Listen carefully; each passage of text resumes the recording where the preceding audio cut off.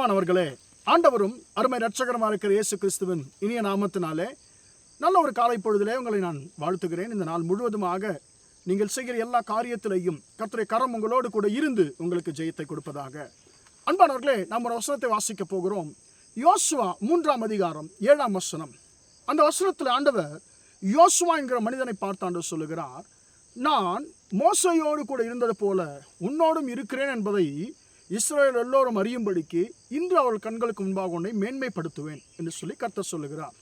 எனக்கு அன்பானது என்னுடைய பிள்ளையே, இந்த காலை வேளையிலே கர்த்தர் உங்களை என்னை பார்த்து ஆண்டவர் சொல்லுகிறார், என் மகனே மகளே, உன்னை அற்பமாய் நினைக்கிறவர்கள் கண்களுக்கு முன்பாக நான் உன்னோடு கூட இருக்கிறேன் என்பதை அவர்கள் அறிந்து கொள்ளும்படிக்கு நான் அவர்களுக்கு முன்பாக உன்னை நான் மேன்மைப்படுத்த போகிறேன் என்று சொல்லி கர்த்தர் சொல்லுகிறார்.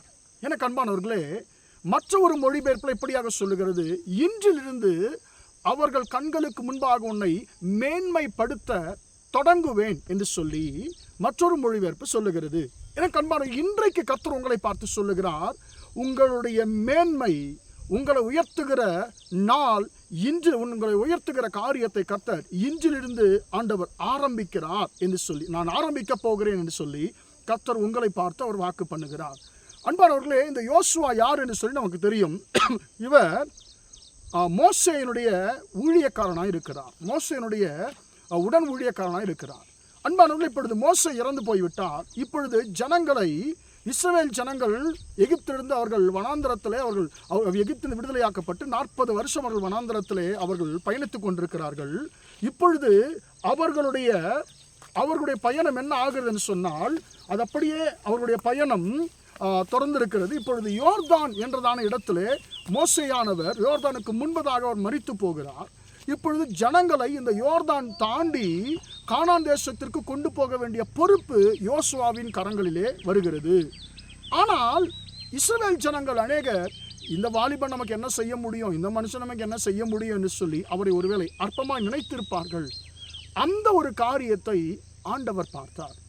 அன்பானவர்களே, இன்றைக்கு மனுஷர்கள் நீங்கள் வேலை செய்கிற இடத்துலையும் நீங்கள் இருக்கிற ஸ்தலத்திலையும் உங்களை அற்பமாய் ஒரு சில நினைத்து கொண்டிருக்கலாம்.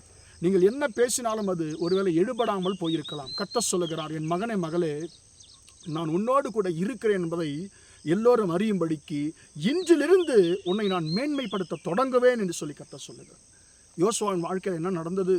எனக்கு அன்பானவர்களே, யோர்தான் மோசே எப்படியாக செங்கடலை பிளந்தாரோ அதே மாதிரி, அதே போல கர்த்தர் யோசுவாவின் மூலமாக யோர்தானை பிளந்தார். யோர்தானை குறித்து வசனம் சொல்லுகிறது, யோர்தான் அறுப்பு காலம் முழுவதுமாக கரை புரண்டு ஓடும் என்று சொல்லி கர்த்தர் அற்புத விதமாக யோசுவாவை கொண்டு யோர்தானை பிளந்தார்.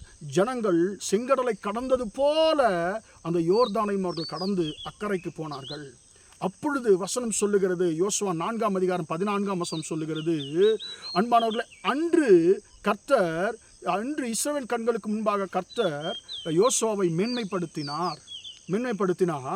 அவர்கள் மோசேக்கு பயந்தது போல யோசுவாவுக்கும் அவன் உயிரோடு இருக்கும் சகல நாளும் அவனுக்கு பயந்திருந்தார்கள் என்று சொல்லி வசனம் சொல்லுகிறது. அன்பானவர்களே, உங்களை அற்பமாய் நினைத்தவர்கள், நீங்கள் ஒன்றுக்கும் பிரயோஜனமில்லை என்று சொல்லி நினைத்தவர்கள் கண்களுக்கு முன்பாக கர்த்தர் உங்களை இன்றிலிருந்து மேன்மைப்படுத்த தொடங்குவேன் என்று சொல்லி கர்த்தர் வாக்கு பண்ணுகிறார். உங்கள் எதிராளிகள், உங்களை அற்பமாய் நினைத்தவர்கள் உங்களிடத்தில் ஒரு காரியத்தை அவர்கள் அறிந்து கொள்ளப் போகிறார்கள்.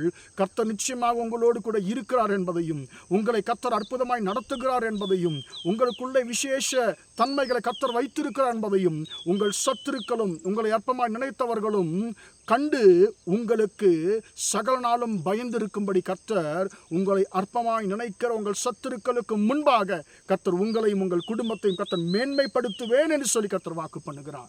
நீங்கள் அற்பமாய் எண்ணப்பட்டதை கர்த்தர் கண்டிருக்கிறார். நீங்கள் அற்பமாய் எண்ணப்பட்ட இடத்துல, அற்பமாய் நடத்தப்பட்ட இடத்துல கர்த்தர் உங்களை மேன்மைப்படுத்துவேன் என்று சொல்லி வாக்கு பண்ணுகிறார். ஜெபிப்போமா? இரக்கமுள்ள தகப்பனே, உம்மை நன்றியோடு துதிக்கிறோம், ஸ்தோத்திரிக்கிறோம். ஆண்டவரே, இம்மட்டுமாக ஆண்டவர் இந்த வார்த்தைகளை கேட்டபடி பிள்ளைகளை ஆசீர்வதிக்கும்படி நான் ஜெபிக்கிறேன். ஆண்டவர், இன்று அவர்கள் கண்களுக்கு முன்பாக உன்னை மேன்மைப்படுத்த அந்த வார்த்தையின்படி ஆண்டவரே, அப்பா, உம்முடைய பிள்ளைகள் அற்பமாய் எண்ணப்பட்ட இடத்துல, அற்பமாய் நடத்தப்பட்ட மனுஷர்களுக்கு முன்பாக ஆண்டவரே அவர்களை நீர் மேன்மைப்படுத்துவேன் என்று சொல்லி வாக்கு பண்ணியிருக்கிற உம்முடைய கிருபைக்காய் ஸ்தோத்திரம். யோசுவாவை மேன்மைப்படுத்தின கர்த்தர் ஆண்டவரே உம்முடைய பிள்ளைகளையும் ஆண்டவரே நீர் மேன்மைப்படுத்தும்படியாக ஜெபிக்கிறேன். இந்த நாள் முழுவதுமாக உம்முடைய பிள்ளைகள் செய்கிற எல்லா காரியத்திலையும் உம்முடைய கரம் கூட இருந்து ஜெயத்தை கொடுக்கட்டும் என்று இயேசுவின் நாமத்தில் ஒப்பு கொடுத்து ஜெபிக்கிறோம் ஜீவனுள்ள நல்ல பிதாவே. ஆமென் ஆமென். பிரியமானவர்களே, கர்த்தர் உங்களை